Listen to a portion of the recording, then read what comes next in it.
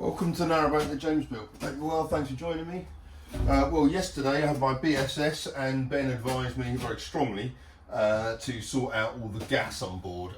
So basically I'm going to get rid of all the gas appliances, which is the hobs, the water heater and the oven here. As you can see, that's never been used. I think the hobs have been, but not much. That looks pretty old. But the parts for that aren't particularly easy to come by, so I'll chuck that on eBay, or if anyone wants to buy it off me, if anyone needs kind of the bits, then let me know. Same with this and same with the hobs, but as I said, that's pretty, well, that is new, so that's pretty nice. That means I can get rid of the gas bottles as well from the bow gas locker. I can give them to Kevin and Emma on the fuel boat, and they can do something with them. And then I can rip out the gas line. So I've decided I'm not having gas on board. Obviously I had to decide that kind of yesterday. I was pretty much toying with the idea of not having gas anyway. So basically hot water and heating is going to be derived from another source, not a water heater or a gas boiler. And oven and hobs, I'm kind of thinking if it's just gas for this, surely if I'm maxing out on solar and everything, I can get electric or induction. All the boats I saw at Crick, I don't think any of them had gas. So I think that's probably the way to be going these days. As I said, it frees up the gas locker as well. It's one less fuel to have on board. It's one less fuel to manage. In terms of BSS, there's nothing to assess. The thing I like though is having kind of a fail safe. So obviously there is no fail safe on gas. If you run out of gas, you just got to get more gas. But with the electric, there is a chance I would kind of possibly run out of electric in the winter or something like that. So my fail safe for that will be, I don't know, like the Anchor or the EcoFlow, kind of an extra power pack, which would work. Or for boiling stuff, I can use the heater on the boat. I'm not sure exactly which one I'm going to go get for, but the stove. So I reckon I've got a plan there. That's covered. I could also use one of these in case of an emergency or anything. But I reckon, yeah, with all those extra power packs, I'm gonna have ample. So I just need somewhere in the kitchen possibly where I can stow away one of those battery packs, and either use it continuously off that or use it as a backup. I don't know. But anyway, so yeah, gas is coming out. Right, let's just start taking it all apart, I guess. I'm just going about taking the kind of top bit out of this to try to free up the oven. Much like the bulkhead in the bathroom, bedroom bulkhead. All this timber here, I'm going to discard. I will try to keep some stuff, but this is MDF, as was that back wall, and it's all just rubbish. MDF really has no purpose on a boat at all. It just absorbs water. Right, I can go.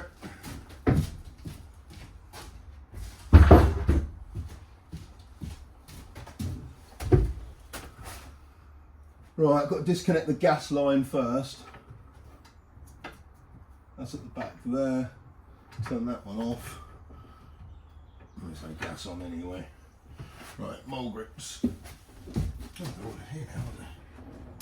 Look at that, I found it straight away.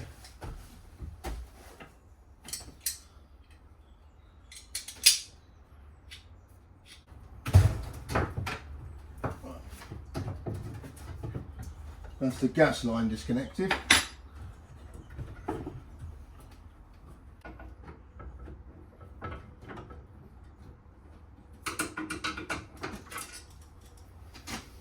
Right, that should be freed up now. Excellent.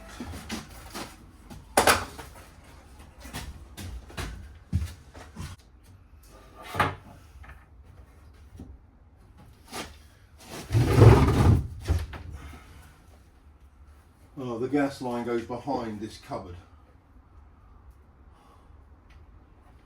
Well, he did say I could leave the gas line in place, just cap it off both ends.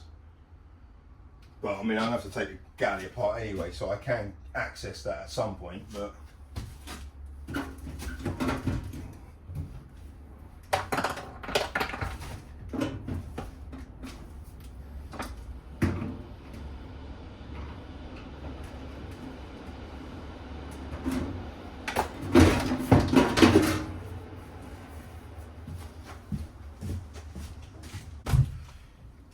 one on slow patrol. You've got the hot water out, cold water in, and gas line in. So if I can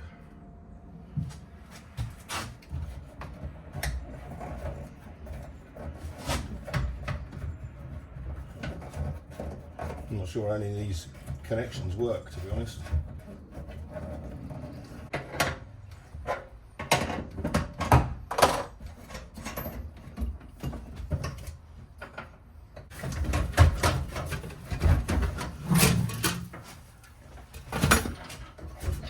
Right, there we go.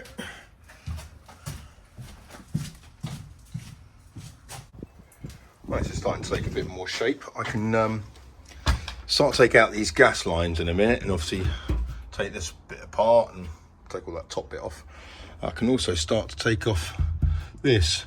The guy who owns the boat said it's got flecks of gold in this. To be honest, it looks like mahogany to me, but I don't know. I'm sure it's not. Right, so I can take that bit off and salvage that, and then disconnect the pipes, or get rid of the pipes and the gas lines.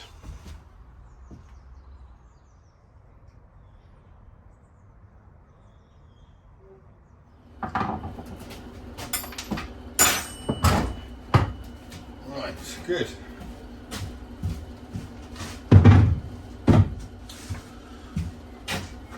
Right, so that is oven and hot water heater gone, and the casing of the oven. Now I can do the hobs.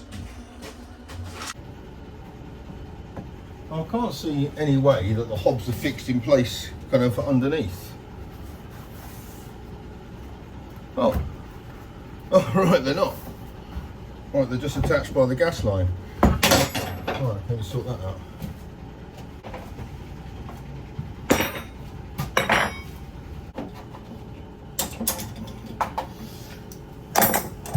Right.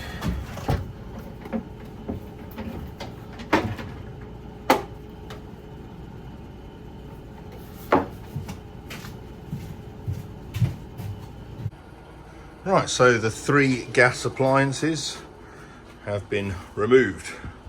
Now I need to take the gas bottles out and then start to chase back all the gas lines.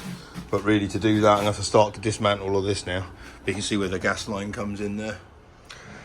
Right, next up I need to hack that up, and then I can start to kind of dismantle this area here now that the oven and hot water heater are off the other side of it.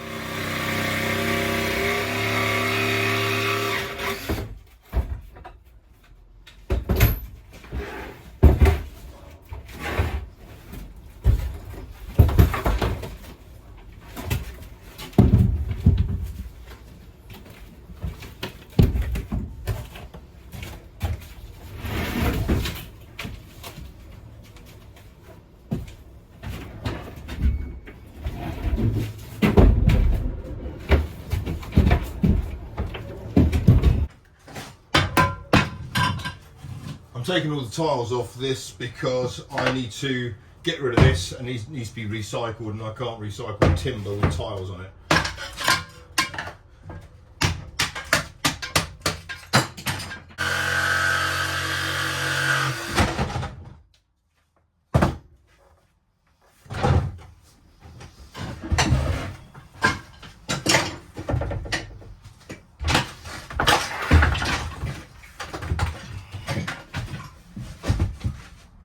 I eventually got this bulkhead out the boat, and some people I met at Crick have just had their boat put in here at P&S Marine in Watford, and it's a 10-foot wide beam.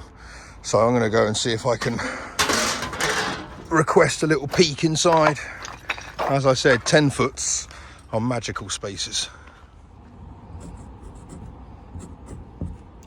I would like to thank very much Marston Flooring for not only popping over and saying hello at Crick, but also for going on to buy me a coffee and contributing to the boat. For all your flooring needs, Marston Flooring, check them out on Google and Facebook. And thank you also to Ian Elliott, Brian Woods, Caroline Greenwell, Paul and Valerie. Thank you so much, guys. It makes a massive help. Cheers. Right, so for me to get the gas lines out of there, I need to take that bulkhead off because they're all around the back here. So, and that bulkhead had to come down anyway, so this is the time.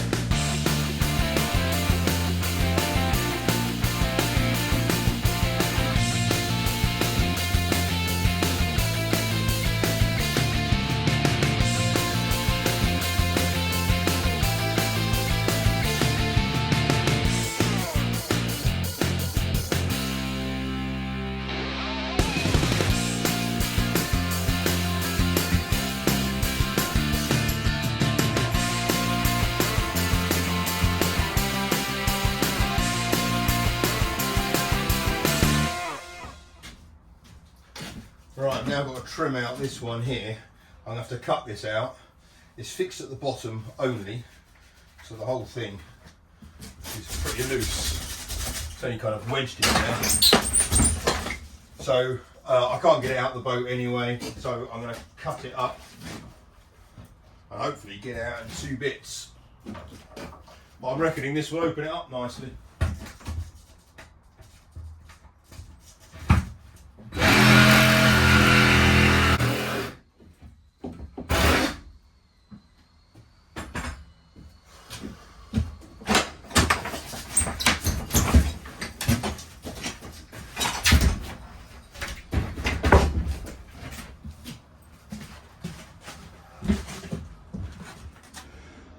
Right, and there we go. For the first time, we can see all the way through the boat.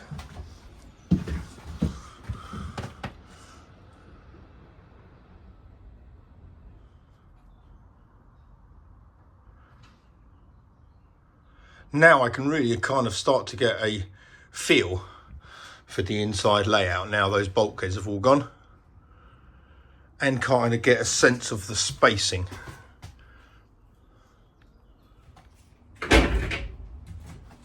It's so much brighter in this boat now.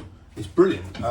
Having got rid of those 2 bulkheads, and I'm kind of in the shade, and I've got a boat there. So I have thought this boat was pretty dark in here, but yeah, this is starting to look a lot nicer now. And I can really, as I said, kind of get a feel for the layout now. I can kind of work out kind of what I'm up to. The hatch here is going to be kind of part of the dinette, and I haven't quite visualised it before. But if I have galley here, stove, and then dinette up to there, yeah, that might work all right. A few people have suggested changing that to a hatch, because obviously I've got a hatch on starboard, I haven't got anything on port. So that is an option of getting Kev Kite round to do that. Don't know. Still quite a lot to think about on the internals, but as I said, now it's like this, I can kind of really turn my mind to it. Gas line is still in because I need to take all this apart really to get it in. So I'm not going to do that just yet. I've got to tidy up all the tools. I've got to get some boxes though, so I can discard them properly in the tip. But I've got to pick up the girls now. I've got them all weekend. The boat's up in, Slow Patrol's up in Calrose. It's going to be like a scorcher this weekend. So I'm not too sure what the plans are. I don't think I can really bring the girls here because it's not really, well, it's not really safe for them. So I'm not too sure. So I might see you tomorrow. I might not. Hope you guys are well. Have a great weekend. Bye-bye.